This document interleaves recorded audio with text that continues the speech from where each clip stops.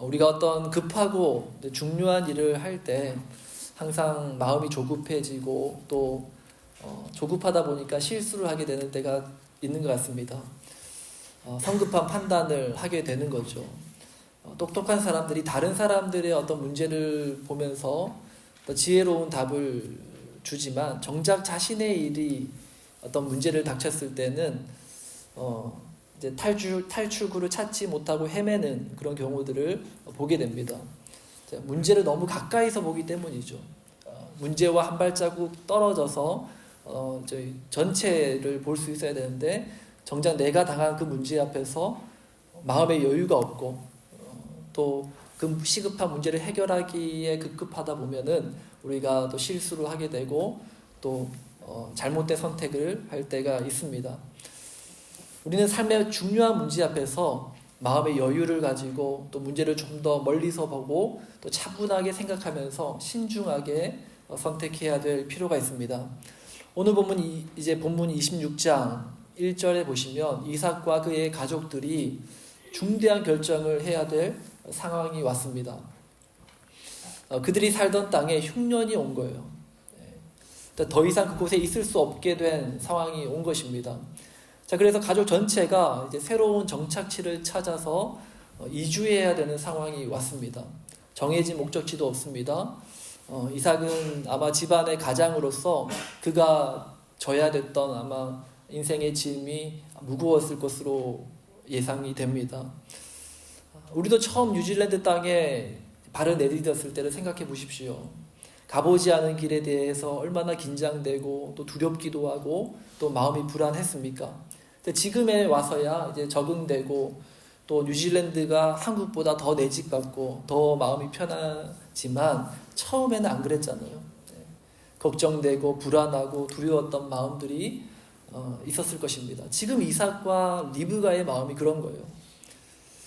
그리고 앞으로의 오랜 여행을 준비하느라 아마 분주했을 것입니다. 우리가 며칠 여행 가는 것도 준비할 게 참 많은데 지금 이삭과 그의 가족들은 다시 돌아오지 않을 그 여행을 떠나는 것입니다. 얼마나 준비할 게 많고 또 신경 쓸 게 많았겠습니까? 자, 그런 상황 가운데 이삭은 어떻게 했느냐? 오늘 보면 2절 말씀 보시면 그런 말씀이 있죠. 여호와께서 이삭에게 나타나 이르시되. 우리가 삶이 분주하고 또 마음의 여유가 없으면 하나님이 우리에게 아무리 소리치고 외쳐도 그 하나님의 음성을 잘 들을 수가 없습니다. 세상의 여러 잡다한 소리에 귀를 기울이고 살면 하나님의 말씀, 하나님의 음성이 잘 들리지가 않는 겁니다. 하나님은 영이십니다. 그렇기 때문에 우리가 세상의 소리에 귀를 기울이다 보면 하나님의 영적인 음성을 잘 들을 수가 없는 것입니다. 그러나 이삭은 그 바쁘고 정신없는 와중에도 그는 하나님의 음성에 귀를 기울이는 사람이었다라는 것을 우리가 말씀을 통해서 보게 되죠. 이삭이라는 사람은 묵상이 몸에 배인 사람이었어요.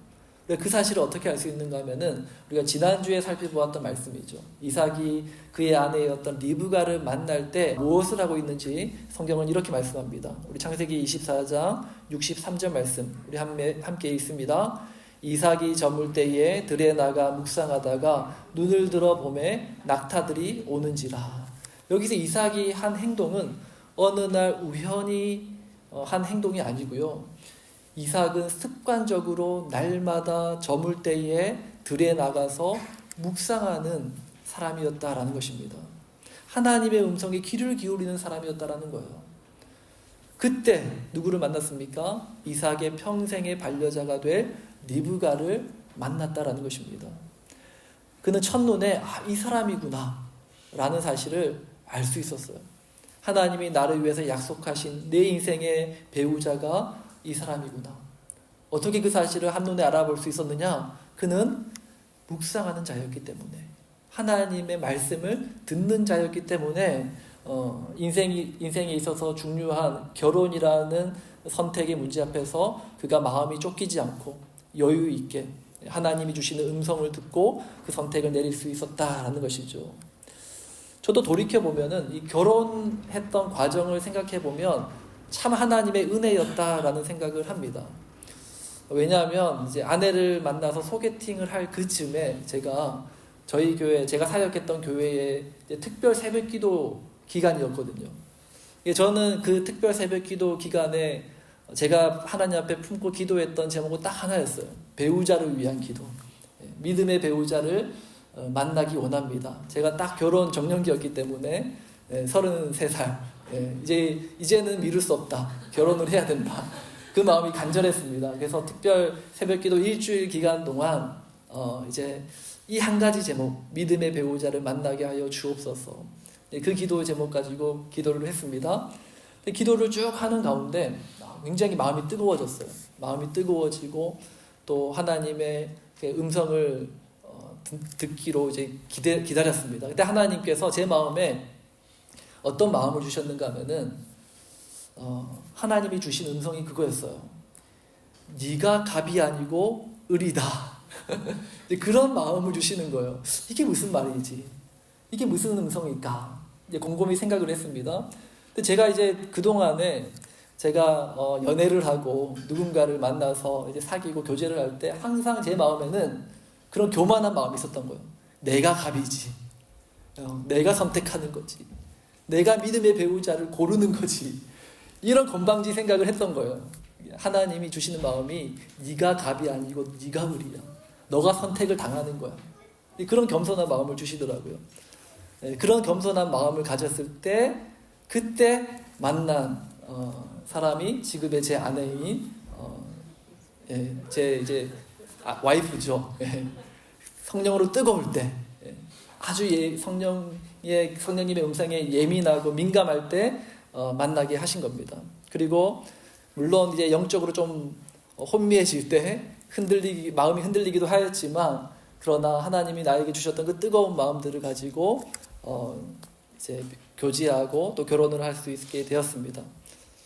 인생의 중요한 결정과 선택을 내려야 할 때 이삭과 같이 우리가 하나님의 음성을 잠잠히 들을 수 있는 묵상하는 사람, 하나님의 음성을 듣고 하나님의 선하신 인도함을 받는 저와 여러분 다 될 수 있기를 주님의 이름으로 축원합니다. 우리가 앞으로 이제 어딘가로 나아갈 때 우리가 무엇을 쫓아 살아가야 할지 그리고 어떻게 하나님의 인도하심을 받아야 할지 오늘 우리가 본문에서 이삭이 흉년이라는 위기 앞에서 또 그 흉년이라는 위기를 지나고 또 다른 위기가 찾아와요. 그 위기의 상황에서 이삭은 어떻게 매 순간마다 하나님의 인도를 받고 하나님의 음성을 듣고 그 길을 나아갈 수 있었는지를 살펴보고 오늘 우리에게 주시는 하나님의 음성을 듣는 저와 여러분 될 수 있기를 바랍니다. 자, 하나님은 이삭에게 흉년을 피하여 간 그곳에서 말할 수 없는 축복을 받게 하세요. 그 내용이 오늘 본문 26장에서 이제 보게 되는데 두 가지의 축복을 받습니다. 첫 번째는 이삭이 그 블레셋 접경 지역에 있을 때 그곳으로 가게 될 때 이삭은 두려웠어요. 뭐가 두려웠냐면 아내 리브가가 너무 이뻐서 사람들이 이삭을 죽이고 리브가를 자신들의 아내로 삼을까 봐 두려웠던 거예요. 그래서 어떻게 합니까? 자기 아내라는 것을 속이고 이제 숨기고 자기 누이라고 그렇게 이제 거짓말을 한 거죠. 그런데 우연히 그 땅에 아비멜렉이라는 왕이 이 이삭과 리브가가 함께 있는 것을 본 거예요. 그리고 그 모습이 남매지간이라고는 할 수 없는 그런 스킨십을 한 것을 본 것 같습니다. 그래서 이 아비멜렉이 이삭을 불러서 하는 말이 뭡니까? 그 상황에서 너가 어떻게 우리에게 이럴 수 있느냐라고 호통치고 그렇게 벌을 내렸던 것이 아니라 오히려 왕의 명을 내려서 블레셋 사람 가운데 누구도 리브가를 건드리지 못하도록 그렇게 이삭과 그의 가정과 리브가를 보호해 줍니다. 그러니까 하나님께서 은혜를 베풀어 주신 거죠. 그랄 땅에서 그 가족이 안전하게 살 수 있도록 아비멜렉 왕을 통해서 그 가정을 보호해 주신 겁니다. 하나님의 은혜였죠. 자, 두 번째 이삭이 받은 하나님의 축복이 뭐냐? 그 내용이 12절, 13절 말씀에 기록되어 있는데요. 우리 한 목소리로 읽습니다. 이삭이 그 땅에서 농사하여 그 해에 100배나 얻었고 여호와께서 복을 주심으로 그 사람이 창대하고 왕성하여 마침내 거부가 되어, 우리가 좋아하는 단어들이 다 들어있죠. 농사하여 그 해에 100배나 얻었고 창대하고 왕성하여 마침내 거부가 되었더라. 여기서 거부라는 단어는 원어상의 의미가 뭐냐면 그냥 물질이 많은 정도, 돈이 많은 정도를 말하는 게 아니라 재산이 계속해서 자라나고 뻗어나가는 것을 말하는 거예요. 주식을 투자했는데 하루아침에 막 몇 배나 뛰고, 엄청난 이제 복을 받게 되는 거죠. 하나님이 이삭에게 이런 넘치는 은혜와 복을 주신 겁니다. 자, 그런데 이런 넘치는 은혜와 복을 받았어요. 아비멜렉 왕을 통해서 그의 가정을 안전하게 지켜주시고, 또 농사를 했는데 100배나 넘는 그런 어떤 결실을 맺고, 또 물질적으로도 충만한 넘치는 은혜를 주셨는데, 그런데 문제가 생겼습니다. 흉년이라는 위기를 잘 극복해냈고, 또 그 땅에서 잘 정착해서 살아가고 있을 그쯤에 하나님이 부어주셨던 이 모든 복이 깨어질 그런 위기를 만난 거예요. 타지에서 온 이방인이잖아요. 이삭은 어디서 굴러왔는지 모르지만 어디에서 굴러왔는데 너무 잘 되는 거예요. 그 땅에 살고 있던 블레셋 사람들이 보니까 어떻겠습니까? 사촌이 땅을 사도 배가 아프다는데 이삭이 잘 되는 꼴을 못 보는 거예요. 너무 시기가 나고 질투가 생기는 겁니다. 그래서 아마 이 블레셋 왕이었던 아비멜렉을 찾아가서 자신들의 그 마음을 하소연을 했겠죠. 그래서 보다 못한 아비멜렉이 다시 이삭에게 찾아와서 뭐라고 말합니까? 이곳을 떠나달라고 요구를 한 겁니다. 이삭은 농사꾼이었단 말이에요.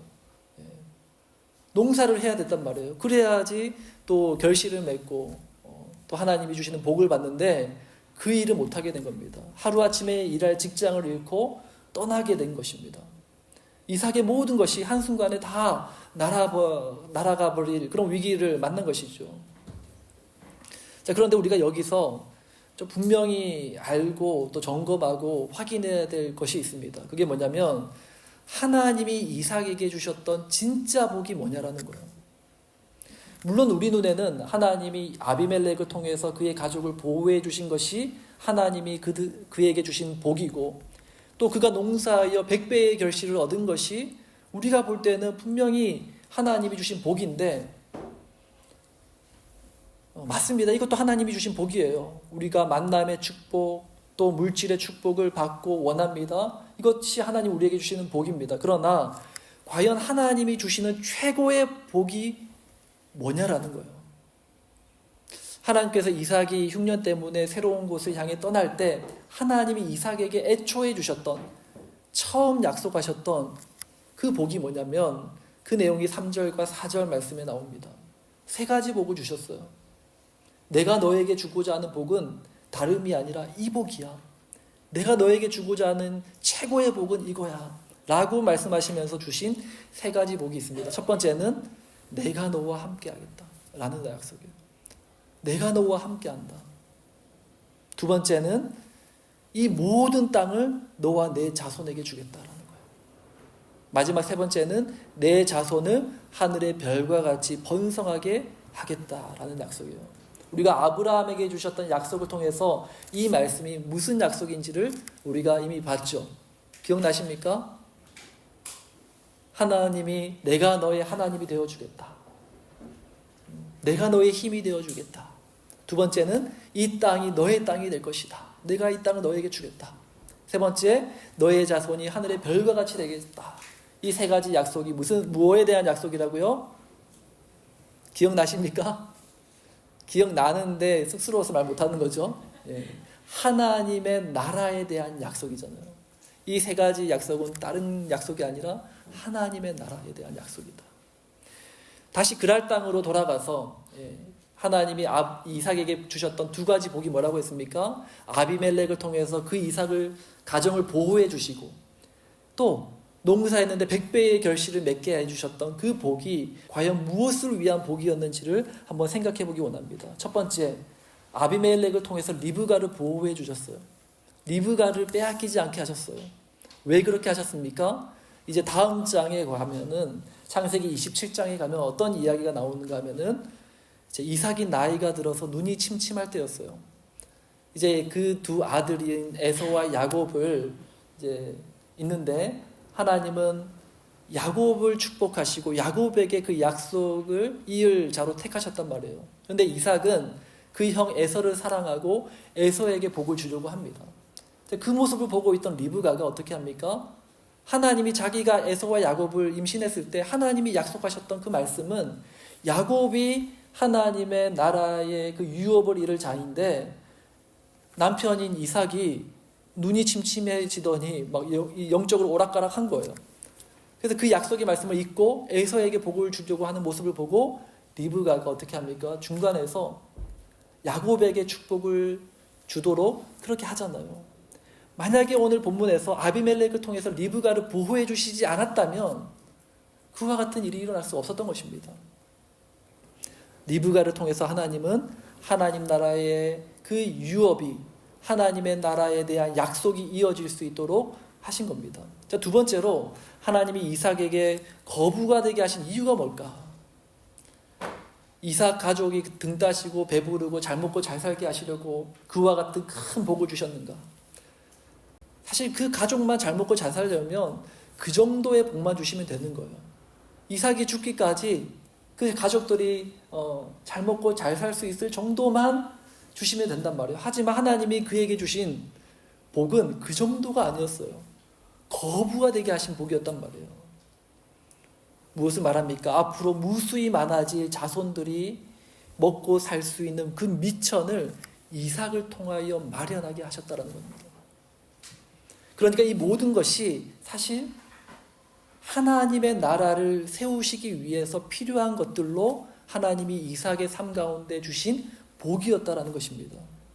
그런데 여기서 우리가 하나님이 이삭에게 주신 복이 가장 중요한 복, 우리 3절 첫 부분에 나왔던 그것입니다. 하나님이 내가 너와 함께 있어 내게 복을 주고 라고 말씀하시는 겁니다. 내가 너와 함께 하겠다라는 거예요. 내가 너와 함께 있어 너를 통해 세워질 그 나라를 내가 통치하고 내가 다스리겠다라고 하나님 약속하시고 말씀하시는 겁니다. 여러분들은 무엇이 가장 최고의 복이라고 생각합니까? 누군가는 뭐니 해도 머니가 최고지. 누군가는 건강하게 오래 사는 거, 아프지 않고 건강한 몸으로 그렇게 해서 오래 사는 게 복이지. 또 어떤 분들은 자식 잘 되는 게 복이지 라고 생각하시는 분이 있을 것 같습니다. 그러나 성경은 처음부터 끝까지 무엇이 가장 큰 복이고 하나님이 우리에게 주시고자 하시는 복이 무엇인지 말씀하는데요. 그게 뭐냐면 바로 샬롬이라고 말씀합니다. 평강의 복이라는 거예요. 성경에서 하나님 우리에게 복을 선포하실 때, 그리고 주의 종을 통해서 교회들에게, 성도들에게 인사하시고 또 복을 주실 때, 간구하게 하실 때 항상 이 말씀하시는 거예요. 우리 성경을 읽어보면 서신서들 그 인사말과 맺은 말이 무엇으로 시작해서 무엇으로 끝납니까? 은혜와 평강이 너희와 함께 있을지어다. 하나님이 우리에게 주시고자 하시는 최고의 복이 평강의 복이다라는 거예요. 상황이 아무리 힘들고 어려워도요, 우리 마음에 평안이 있으면 끄떡없다라는 겁니다. 밖에는 풍랑이 칩니다. 비바람이 거세게 몰아칩니다. 그러나 내 마음이 안전하고 고요하면 거기서 오는 평안은 이루 말로 다 할 수 없는 평안이라는 거예요. 어제도 하루 종일 비바람 불더라고요. 밖에는 막 바람이 아주 거세게 불더라고요. 근데 그걸 보면서 저는 참 감사하다라는 생각이 들었습니다. 밖에는 저렇게 비바람이 치고 또 춥고, 그런데 이 따뜻한 집안에서 하나님 주시는 그 평안함을 누릴 수 있다는 것, 사랑하는 가족들과 함께 할 수 있다는 것이 얼마나 큰 은혜인가, 얼마나 감사한 일인가 라는 생각이 드는 거예요. 외부의 상황은 비바람이 휘몰아치는 어려운 상황이라 할지라도 우리 영혼의 중심부가 평안하면 괜찮다라는 거예요. 끄떡없다라는 것입니다. 자, 그러면 그 하나님 주시고자 하시는 샬롬은 어디서부터 오는가? 제임스 패커라는 신학자가 그런 말을 했죠. 하나님의 평강은, 하나님이 주시는 평강은 하나님과의 평화로부터 온다. 샬롬의 왕, 평강의 왕, 평강의 주, 그분이 샬롬이시기 때문에 그분과의 관계에서 우리는 진정한 평안을 얻을 수 있다는 말입니다. 이삭의 마음에는 그 하나님 주시는 평강이 있었던 거예요. 흉년에 쫓기는 그 위기의 상황 속에서도, 아비멜렉에게 쫓김을 당하여 이제 또 다른 어딘가로 떠나야 되는 그 상황 속에서도 이삭이 그 마음 중심 가운데 흔들리지 않는 평안을 유지할 수 있었던 이유가 뭐냐? 하나님이 그와 함께하고 있었기 때문이라는 것입니다. 오늘 본문에 보면은 이삭이 이제 블레셋 사람들과 이제 우물을 중간에 두고 대립하잖아요. 우물을 파면은 블레셋 사람들이 와가지고 이거 우리 우물이다 라고 우기는 거예요. 그때마다 이삭이 어떻게 합니까? 그냥 양보하고 또 다른 데 가서 우물을 파는 거예요. 이삭이 바보라서 어리버리해서 그냥 주고 떠난 겁니까? 아닙니다. 이삭은 하나님과의 평화로운 관계 속에서 얻는 그 마음 중심의 평안이 있었다는 거예요. 하나님과의 깊은 관계 맺음이 습관이 되어서 어떠한 상황 속에서도 흔들림이 없는 거예요. 그런 일로 그 마음의 평강이 깨어지지 않는 겁니다. 그와 같은 샬롬의 은혜가 저와 여러분 마음 가운데도 임하게 되길 주님의 이름으로 축원합니다. 자, 하나님이 우리에게 주시는 이 샬롬, 마음의 평강은 곧 평강의 왕이신 하나님 자신이라고 말씀합니다. 우리 요한복음 14장 27절 말씀 우리 함께 읽습니다. 평안을 너희에게 끼치노니 곧 나의 평안을 너희에게 주노라. 내가 너희에게 주는 것은 세상이 주는 것과 같지 아니하리니 너희는 마음에 근심하지도 말고 두려워하지도 말라. 하나님이 주시는 이 평안은 하나님과 평화로운 관계를 가질 때 주어지는 평안이라고 말씀합니다. 그러나 우리는 죄로 인하여 하나님과 평화로운 관계를 맺을 수 없는 존재입니다. 그런데 평강의 왕이신 예수 그리스도께서 깨어진 하나님과 나와의 관계를 회복하시기 위해서 자신을 친히 우리를 위해서 내어주신 거예요. 십자가는 바로 하나님과 사람 사이에 깨어진 그 관계를 회복시키는, 깨어진 우리 마음의 평안을 가져다 주는, 하나님이 자기 자신을 우리를 위하여 내어주신 사건이었다라는 것입니다. 그런데 하나님이 주신 이 평안의 복음, 십자가 구원의 은혜, 이것은요 우리가 추구해야 될 마침이 아니라 이것은 우리에게 새로운 출발점이 된다라는 사실을 우리가 알아야 될 것입니다. 바울이 에베소서 6장 말씀에 보면은 성도된 우리에게 전신갑주를 입으라 라고 말씀하죠.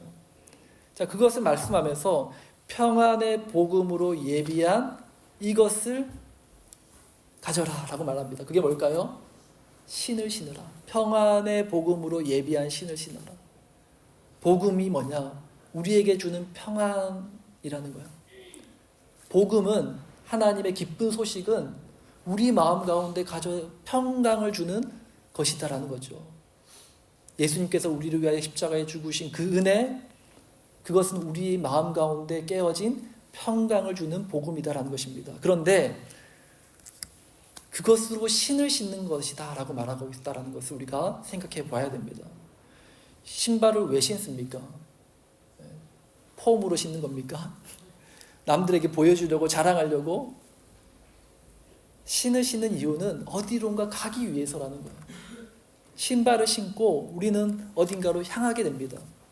하나님이 우리에게 평안의 복음을 주신 이유는, 십자가 은혜를 우리에게 주신 이유는 그 신을 신고 어디론가 가게 하기 위해서라는 것입니다. 어떤 분들은 그런 말을 하더라고요. 예수님 왜 믿습니까? 라고 물으면 천국 가기 위해서 믿죠. 평생은 내 하고 싶은 대로 다 하고 살다가 죽기 직전에 예수님 믿습니다 하고 죽으면 최고일 것 같습니다. 여러분도 혹시 그렇게 생각하십니까? 그게 아니라는 거예요. 하나님이 우리를 구원하시고 하나님께서 자신을 들여서 우리 영혼에 생명을 주시고 평강을 주신 이유는 그것이 종착지가 아니라, 그것이 최종 목적지가 아니라 거기서부터 시작이라는 거예요. 하나님이 우리에게 돈을 주시고 건강을 주시고 자녀의 복을 주신 이유가 뭐냐? 그 자체가 복이 아니라는 거예요. 진짜 하나님이 주시고자 하시는 복, 하나님 나라를 세우는 것, 그 일을 이루기 위한 수단으로 우리에게 주신 은혜다라는 사실을 우리가 잊어서는 안 된다라는 것입니다. 이삭은 하나님이 자신을 통해서 하나님 나라를 세우실 것을 깨닫고 자신이 이제 어디로 나아가야 될지 그 길을 발견합니다. 그리고 오늘 본문 말씀에서 이삭은 두 가지 구체적인 실천 사항을 행하는 것을 우리가 보게 됩니다. 마찬가지로 우리가 평안의 복음을 발견한 우리가, 예수님 믿는 우리가, 구원 얻은 우리가 행해야 될 우리 인생의 두 가지 구체적인 삶의 방향을 우리가 말씀을 통해서 보기 원합니다. 첫 번째로 이삭이 결단하고 행한 것이 뭐냐? 바로 아버지 아브라함이 팠던 우물을 다시 판 것입니다. 오늘 본문 18절 말씀 우리 한 목소리로 읽습니다. 그 아버지 아브라함 때에 팠던 우물들을 다시 팠으니 이는 아브라함이 죽은 후에 블레셋 사람이 그 우물들을 메웠습니다. 이삭이 그 우물들의 이름을 그의 아버지가 부르던 이름으로 불렀더라. 이삭은 아버지 아브라함이 팠던 그 우물을 찾아서 다시 파기 시작합니다. 그 당시 우물은요, 사람이 살아가기 위해서 아주 절대적으로 필요한 생명과도 같은 존재입니다. 이삭 가족 공동체가 터를 잡고 살아갈 수 있는 그런 정착해서 살아가는데 없어서는 안 될 존재가 바로 우물이었습니다. 그러니까 이 우물은 하나님의 나라가 세워지는 근간이 된다라고 할 수 있어요. 그런데 이제 그 일을 위해서 이삭이 한 일이 뭐냐? 바로 아버지 아브라함이 팠던 우물을 다시 팠다라는 겁니다. 왜 다시 팠느냐? 아브라함이 팠던 그 우물이 블레셋 사람들이 메워가지고 다시 막아버렸기 때문에 그게 거기에 물이 흐르지 않았기 때문이라고 말씀합니다. 아브라함이 파서 남긴 우물은요, 하나님 나라를 위한 좋은 신앙의 유산과도 같은 것이었습니다. 오늘 우리에게 주어진 과제도 그것입니다. 우리 믿음의 선조들이, 믿음의 부모님이 팠던 그 우물들, 그것이 무엇인지를 우리가 다시금 생각하고 그 좋은 것들을 회복해야 될 필요가 있다는 거예요. 오늘 우리의 삶에, 우리의 관계에, 우리의 가정에, 우리의 일터에 다시 회복되어야 하고 다시 파야 될 아브라함의 우물은 무엇입니까? 이전에 좋았던 거, 이전에 좋은 추억들이 있잖아요. 우리 삶 가운데 하나님과 함께했던 그 처음 사랑, 그 뜨거웠던 시절, 그 좋았던 사람들. 그러나 이제는 막혀서 흐르지 않는 우물, 무엇이 있습니까? 우리 가정에, 우리의 삶 가운데 그 막혔던 우물이 오늘 다시 뚫려지고 회복되고 다시 흐르게 되는 은혜가 있기를 주님의 이름으로 축원합니다. 그런 의미에서 사실 우리 다른 나라에는 없는, 우리 한국 교회에만 있는 좋은 신앙의 유산이 있어요. 저는 이제 몇 가지가 있겠지만, 많은 것들이 있겠지만 그 중에 하나가 새벽 기도라고 생각하고요. 또 하나는 철야 기도라고 생각해요. 저는 아직도 생생하게 기억합니다. 어릴 적에 교회에 가면 그 금요일마다 철야 예배를 통해서 우리의 부모님들이, 그리고 교회 장로님들, 권사님들, 집사님들이 밤을 새워가며 눈물로 기도했던 그때를 아직도 생생하게 기억해요. 그리고 저는 그 밖에서 막 친구들과 뛰어다니며 놀았던 그 추억이 있어요. 근데 그러면서도 제 마음이 안정감이 있었어요. 캄캄한 마룻바닥에 엎드려 기도하시던 그 신앙의 부모님들을 보면서 내 마음에 주는 그 마음의 평안함, 그 안정감이 있었다라는 것입니다. 저는 우리 교회도 그런 좋은 신앙의 유산을 이어갔으면 좋겠습니다. 저희 수요 예배가 한국의 그 철야 기도회와도 같은 그런 예배가 되기 원합니다. 정말 기도로, 눈물로 기도하고 주님 앞에 나아가는, 그리고 저 너머에서 아이들이 뛰어놀다가 가끔씩 부모님에게 찾아와서 눈물로 기도하는 엄마 모습, 아버지 모습 보여주고, 신앙의 유산이랑 다른 게 아니에요. 보여주는 겁니다. 율법적으로 이거 해, 저거 해, 말씀 읽어, 기도해. 이건 신앙 훈련이 아니라는 거예요. 보여주는 거죠. 그리고 그들이 언젠가 다시 파야 될 우물을 보여주는 거예요. 이삭은 어릴 적에 아버지가 그 종들과 함께 팠던 그 우물을 분명히 보았을 것입니다. 그리고 거기가 어디였는지를 생각한 거예요.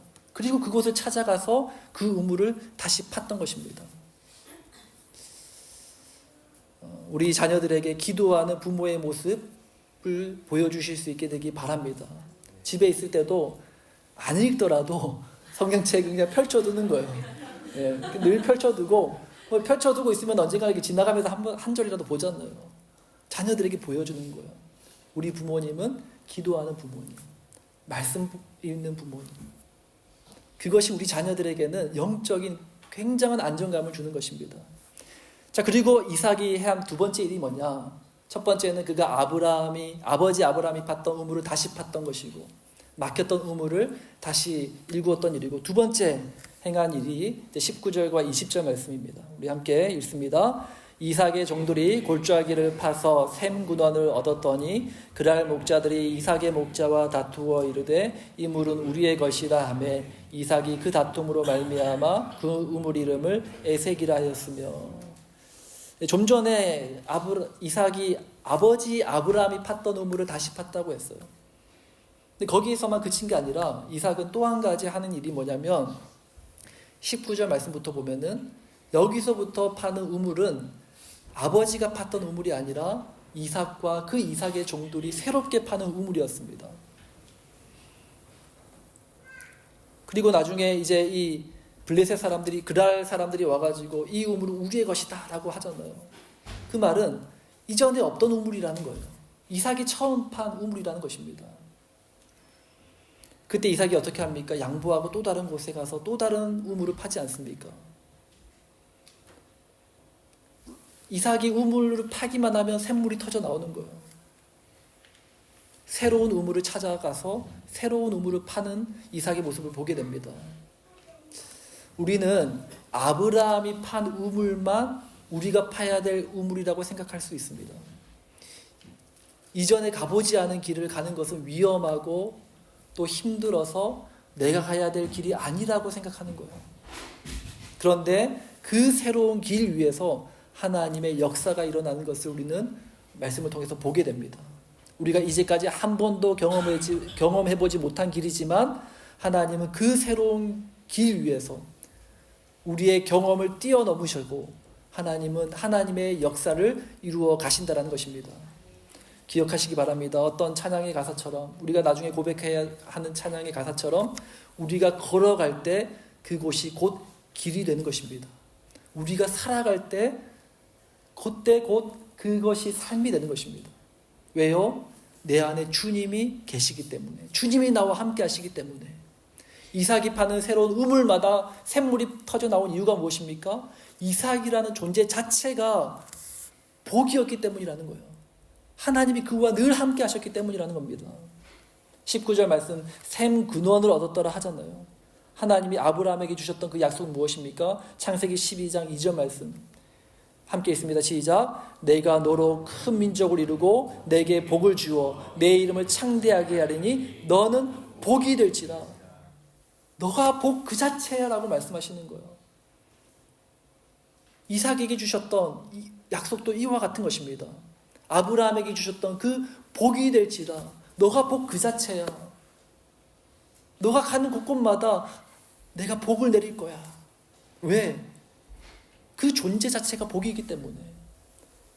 그 복은 다름이 아니라 하나님의 샬롬이라 했고 그 샬롬은 하나님 그분이라고 했습니다. 하나님이 함께 하시기 때문에. 다시 한번 반복해서 말씀드리지만 하나님께서 이삭에게 주신 가장 최고의 복은 하나님의 나라입니다. 그리고 그 하나님의 나라를 이삭을 통해서 이루시겠다라는 거예요. 이삭과 함께 하시고 그리고 이삭의 삶을 인도하신 그 하나님께서 이삭을 통해서 그 나라를 이루어 가시는 겁니다. 하나님은 오늘 우리를 통하여 그 나라를 세우시길 원하십니다. 그러기 위해서 우리는 어떻게 해야 됩니까? 하나님 붙잡고 함께 해야 되는 거예요. 하나님만 왕으로 섬기는 자가 되어야 되는 것입니다. 평강의 왕이신 하나님으로 충만해야 되는 것입니다. 그래야 하나님 나라가 나를 통하여 이 땅 가운데 세워지게 되는 것입니다. 저는 내년도 우리 교회가 나아가야 될 방향에 대해서 기도하는 가운데 있습니다. 그 가운데 하나님 주신 두 가지 방향성이 이겁니다. 하나는 기존에 우리 교회가 해오던 좋은 사역들을 다시 찾고 회복하는 것입니다. 우리 하늘샘 교회만이 가지고 있는 좋은 거 있잖아요. 좋은 신앙의 유산들이 있잖아요. 그것이 뭘까? 발견하고 또 우리 하늘샘 교회가 해왔던 좋은 사역들 다시 회복하는 것입니다. 그러기 위해서는 여러분들이 도와줘야 돼요. 우리 교회가 했던 좋은 것들, 이거 너무 좋았어요. 이거 다시 하고 싶어요. 알려주셔야 되는 겁니다. 그리고 또한 우리가 가보지 않은 길도 나아가길 소망합니다. 진짜 우리 교회를 향하신 하나님의 비전과 계획이 무엇인지 묻고, 비록 우리가 해보지 않은 일이라고 할지라도, 우리가 아직 경험해보지 못한 일이라 할지라도 하나님이 원하시는 일이라면 우리가 믿음으로 순종하고 그 길을 나아갈 수 있길 바랍니다. 말씀의 결론을 맺습니다. 우리 찬양팀 나와주시고요. 한 번도 가보지 않은 새로운 길을 갈 때 우리는 때로는 두렵고 떨리고 망설여지지요. 그러나 하나님 말씀하십니다. 두려워하지 마라. 놀라지 마라. 왜요? 내가 너와 함께함이니라. 주님이 우리와 함께 하신다라는 겁니다. 주님이 우리를 굳세게 하실 것입니다. 평강의 왕이신 주님께서 우리와 함께하여 주십니다. 이 진리를 붙잡고 믿음으로 우리에게 주어진 길을 힘있게 믿음으로 걸어가는 저와 여러분 다 될 수 있기를 주님의 이름으로 축복합니다. 우리 함께 우리 찬양으로 주님 앞에 나아갑니다. 주님, 내가 부르신 곳에서 예배하겠습니다. 주님께 나아갑니다. 우리 함께 찬양합니다.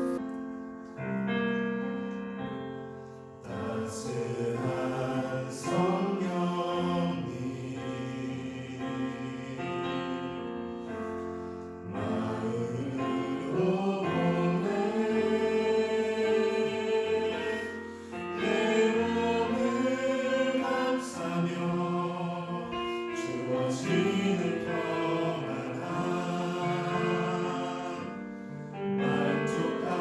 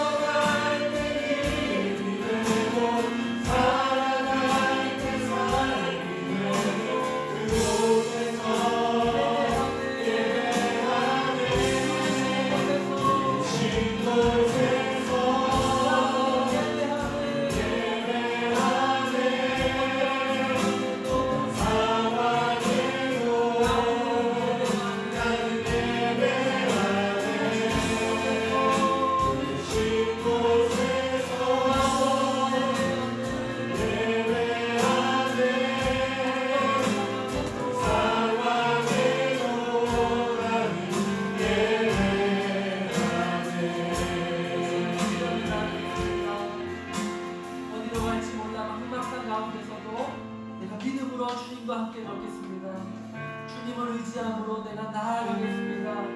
모든 것이 새로운 길이지만 하나님, 내가 주님 붙들고 주님만 의지함으로 나아가겠습니다. 두려워하지 않겠습니다. 불안해하지 않겠습니다. 걱정하지 않겠습니다. 담대하게 믿음 가지고 주님 부여잡고 나아가겠습니다.